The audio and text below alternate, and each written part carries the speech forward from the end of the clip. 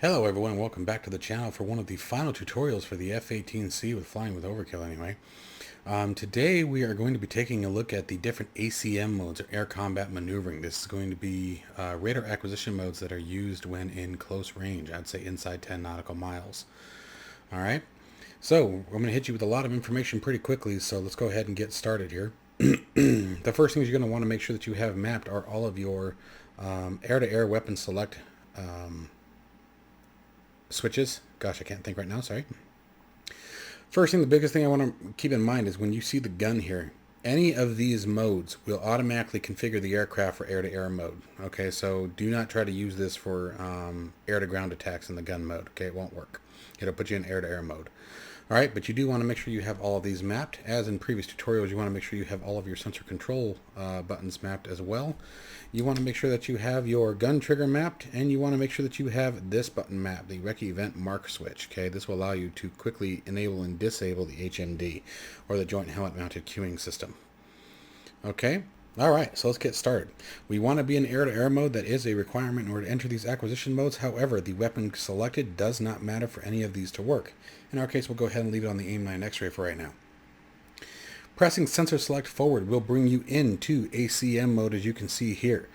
ACM mode forward does put you into the Boresight mode, which is the default mode when entering ACM, and anything within a 10 nautical mile range that enters this hashed circle will be locked up automatically by the aircraft. So it's important to always make sure that you are using your IFF interrogations before firing on a aircraft. So let's go ahead and see what that would look like here for a second. I'm going to come off autopilot, pitch the nose down here a little bit, and boom, we got one.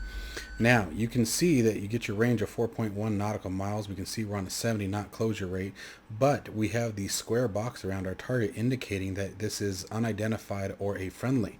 So I want to hit my sensor select to press and make sure I do an IFF interrogation on him first. Okay, so we're going to bring that back around. And there we go. Now we got our diamond. Okay, so from here, if we wanted to, we could release our missile. But we're not going to worry about that just yet. The next thing that I want to show you guys is wide acquisition mode by pressing sensor select left. Okay, sensor select left will then put on a stabilized platform here. So think of it as wherever the nose is pointing, basically. You'll get a 60-degree azimuth out to 10 nautical miles. So 60-degree sweep on the azimuth, 10 nautical miles out. Anything within inside that range, again, is going to get locked up by the Hornet's radar. And so you can see over here that we've got a lock over here, so we can go ahead and again do our IFF interrogation. You can see how far out that guy was. He was at the far end of the band there. Alright, but once again, we've got our lock. Now, the reason why we're blinking over here is because the AIM-9 actually has a lock on our previous target that we locked up before. So all we need to do here is we can either undesignate, okay, and then we can go back to Boresight, and then go back into wide acquisition, okay. Or we could have just changed the weapon that was being used and it would have switched targets. Alright. And finally, the last one here, it's going to be a little weird. I'm going to descend here a bit. I'm going to put us back into Boresight with the sensor select forward and then go sensor select aft. Now, you can see what happened there is we locked something up. Okay, so I'm going to try to do that one more time. I'm going to really pitch or dive the crap out of the aircraft here for a minute. So I'm going to go down here, dive, dive, dive, dive, dive, dive, sensor select forward, sensor select F, and pause. Okay. So this was sensor select aft that brings us into the vertical acquisition mode. And how this works is it's going to give us a negative 13 degree scan and positive 46 degrees. Anything within inside of these two hashed lines within that altitude range, so anything negative 16 degrees all the way up to positive 46 degrees. Again, anything that pops into that bar is going to be locked up by the aircraft. Now, it's important to remember that these bars will turn with the aircraft. So if we're in a turn or we're in a horizontal turn, you can actually use vertical acquisition if you're in a turn fight with another aircraft. Okay, so let's go ahead and see what this looks like in action. So I'm going to start pitching up the aircraft before I crash into the water and see when we get the lock. I may have turned too far away. Oh, there it is. Okay, so now let's keep climbing. So there's 10 degrees, 15, 20. All right, and we already had our IFF interrogation. It's the same target that we locked before. But you can see he was 35 degrees above the nose of the aircraft when we locked him. Okay, so that's how vertical acquisition mode works. But again, I want to show you guys real quick that this also does work in a turn. So if we do like this and then forward and aft, okay, that was a bad example. Forward, aft, there. So it does follow both directions. It's not just literally up and down. It's following the nose of the aircraft. So if you're in a turn and you're in vertical acquisition, you still get that same benefit of the plus 46 degrees and negative 6 or 13 degrees from the HUD line. All right. The last thing I want to show you guys really quick is the joint helmet mounted cueing system. So I'm going to go ahead and come out of there for a second, and we're just going to take this knob here and give her a quick spin. Now, again, sort of like with TWS, the JHMCS or HMD, however you want to call it, the joint helmet mounted cueing system, much like the TWS shines with the AMRAM, the HMD shines with the AIM-9 X-ray. And the reason why is the AIM-9 X-ray can strike at targets up to 80 degrees off Boresight from the aircraft. Okay, and the reason why is it has thrust vectoring. For those of you who don't know, thrust vectoring basically means that the little engine in the back of the missile actually turns itself from left to right and up and down, and thus dramatically and drastically increasing the maneuverability of the missile. If you want more information on it, some cool things would be like the F-22, the F-35. Both of those aircraft have thrust vectoring and make them very, very maneuverable. That's why they can turn the way they turn. But the HMD and all the same acquisition modes can be used with any of the missiles. It's just a matter of whether or not you can actually employ the missile based on your angle off from your target. Okay, but going through real quick, you have this negative 18 up here. This means that the HMD is currently looking down negative 18 degrees from Boresight. Okay, so this gives you your vertical offset from the center line. We have our heading tape, your current heading. Now with current heading, oops, why did I do that?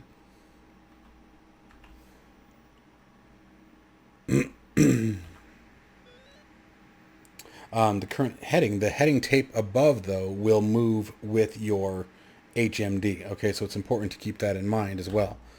Oh dang it, I want that back. Here, this solid green circle, what we're looking at here is this is the seeker head for the AIM-9 X-ray. This is the HMD reticle. Okay, so anything that's inside of it, and we'll go over that further when we do the next tutorial, which will be going over each of the 4 air-to-air weapons individually and in more depth, right? You have your airspeed, your current altitude. You'll also get your vertical velocity indicator if you are in an ascent or descent. So if I come off here for a second. And actually, no, we won't because we're in air-to-air mode. So if we come out of air-to-air mode, now you guys can see here, we get the negative 110. Okay, that means we're descending at 110 feet per minute. Okay, and then over here you have your angle of attack, your current Mach rating, your current G and max G on the aircraft and its current configuration. All right. Now the last thing I want to show you is get back into air-to-air mode with the HMD is, again, with sensor select forward, you can see that we get this HACQ. This is helmet acquisition. Okay. Now, anything that comes between us and 5 miles of the aircraft when in HACQ, this is 5 miles. So think short range when you think the H. Okay. Anything that we put in this circle will be locked up by the radar. Okay. Then if we unpause for a second and we hold sensor select forward, now we get into LHAQ. So that's a long range, and this is going to be 10 nautical miles with inside this reticle. Okay, so let's see if I can show you guys that real quick here. It looks like, oh no. Oh, and that's the other cool thing is anytime you're on the HUD, so notice that the reticle follows us, but when we look to the HUD, now it's in standard Boresight mode, but we still get that long helmet acquisition mode. So we're still in that long range mode, and we can still cycle between the two. So if I tap the short, now we're in that short range mode. Okay.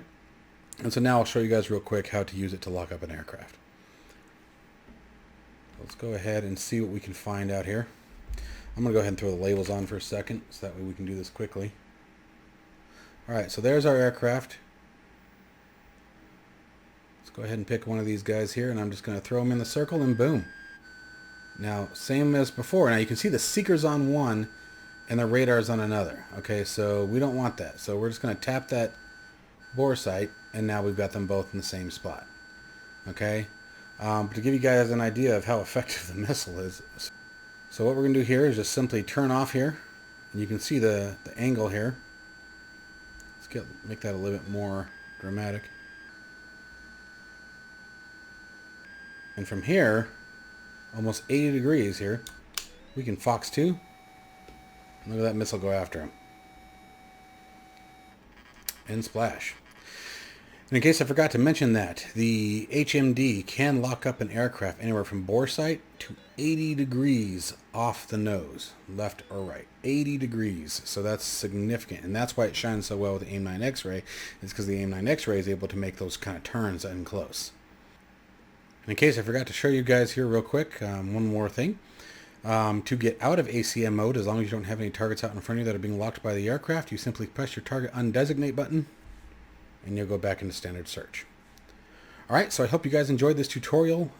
Next one we will go over all of the independent weapon systems, the guns, the Sparrow, the AMRAAM, and the AIM-9.